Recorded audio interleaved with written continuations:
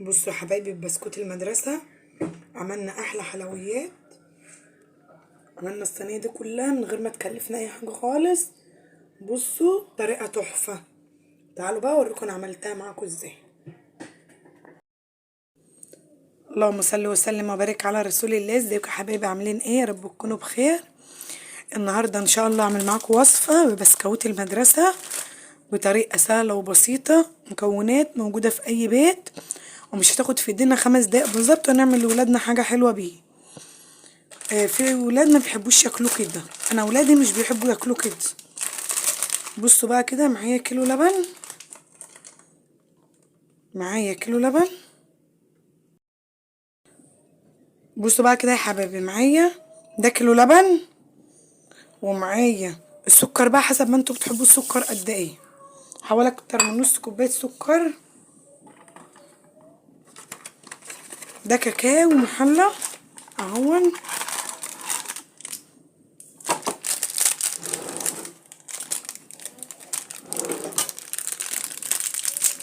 كل حاجه على البارد كده.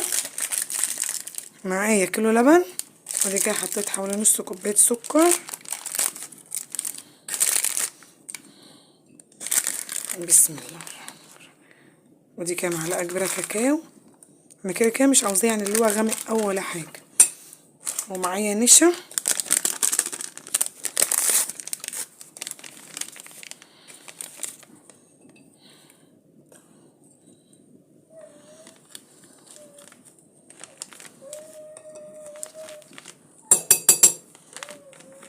انا حوالي معلقتين 2 نشا كده.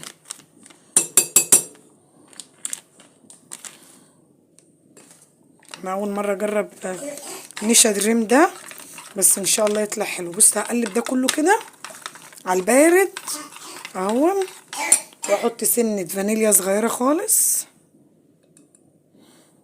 وربع معلقه فانيليا كده. هقلبه بقى كويس وبعد كده ارجع لكم تاني.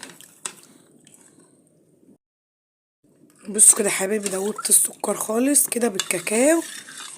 قلبته كده كده، السكر وكاكاو وربع معلقه فانيليا. بص بقى احطه على النار، وبعد ما يغلي معايا ويتقل كده ارجع لكم تاني. بصوا كده يا حبايبي، المهلبيه اهو. بص القوام بتاعها. هنزل كده بشوكولاته معايا. متوفره عندكم الشوكولاته ماشي، مش متوفره خلاص. وهقوم مقلبه كده، ادوب الشوكولاته كلها والمهلبيه لسه سخنه.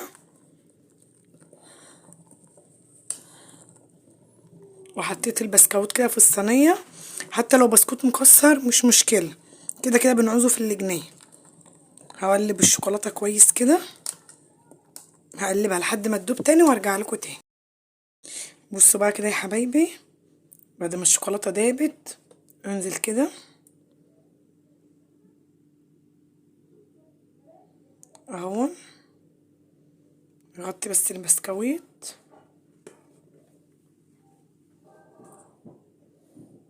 كده كده. الجو ساقع والمهلبية تمسك معايا اكتر من كده كمان.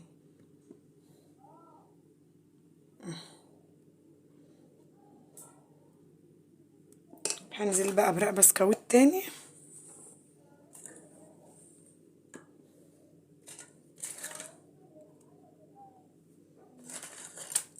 الصراحة الطريقة دي سهلة ومش مكلفة خالص، وطعمها جميل.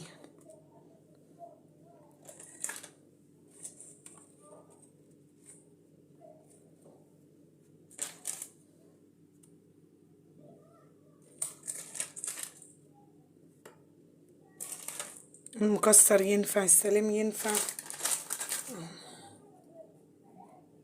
وانا بعوز المكسر في الاتنين.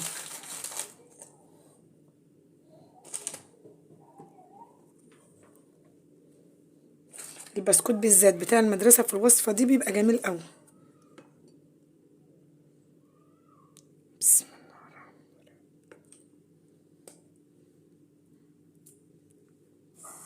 ممكن تعملوا طبقة بيضة الأول بالمهلبية العادية خالص من غير كاكاو بس، وبعد كده طبقة الشوكولاتة على الوش. بس أنا الصراحة ما حبيتش كده. تعملوا مثلا نص كيلو لبن، مهلبية بيضة ونص بالشوكولاتة، بس انا قلت انا عاوزه كلها ايه، عاوزينها كلها تتعمل بالشوكولاته. احط رق بسكوت كمان وارجع لكم تاني، احط رق وريا وارجع لكم تاني، وبعد ما اخلصها هرجع لكم. بصوا كده يا حبايبي اهي، بعد ما انا حطيتها كلها الطاجن اتملى معايا بالطريقه دي كده. هتهدى بس شويه كده 5 دقايق ولا حاجه على الرخامه، كده كده الجو ساقعه. وبعد كده احطها في التلاجة، واما اجي اقدمها ابقى اوريها لكم. بصوا بقى كده يا حبايبي، بعد ما جمدت في التلاجة اهي، انا حطيتها حوالي ساعه الا ربع او حوالي ساعه. النهارده اصلا 1/11 يوم عيد ميلادي، وابني كان في الدرس، ربنا يخليهولي يا رب.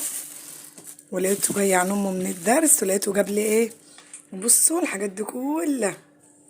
قال لي دي يا ماما حاجه حلوه عشان عيد ميلادي. ربنا يخليهولي يا رب، وربنا يرزق يا رب كل مشتاق للخلفه يا رب بحق جاه النبي، وما نحرمش كلنا من عيالنا يا رب. كل سنة وانت طيبة يا ماما. كل سنة وانت طيبة يا ماما. ربنا يخليكم اعملوا ليا يا لها حبايبي. لايك، اعملوا لها لايك. ربنا يخليكم ليا يا لايك. حبايبي. بصوا كده يا حبايبي تحفه ازاي. النهار انا كنت بصور اصلا اول ما بدات معاكم، ما قلتلكوش النهارده عيد ميلادي ولا اي حاجه خالص. لقيت ابني فاجئني، انا كنت قاعده اصلا والجو بينطر النهارده، قلت لماما اعمل لهم اي حاجه حلوه كده، ولقيت ابني جايب لي الحاجات دي انا وجاي معاه من الدرس. بصوا بقى اخرطها معاكم دلوقتي. بصوا بقى كده يا حبايبي، انا كنت مخليه المهلبيه خفيفه شويه عشان البسكوت يطرى. في ناس ممكن يقول ايه ما حطيتهاش في اللبن ليه البسكوت الاول. انا مرضتش احط في اللبن عشان انا عارفه ان انا هعمل المهلبيه خفيفه شويه. بصوا البسكوت بايش ازاي وانا بقطع، اصلا انا حاسه بيه.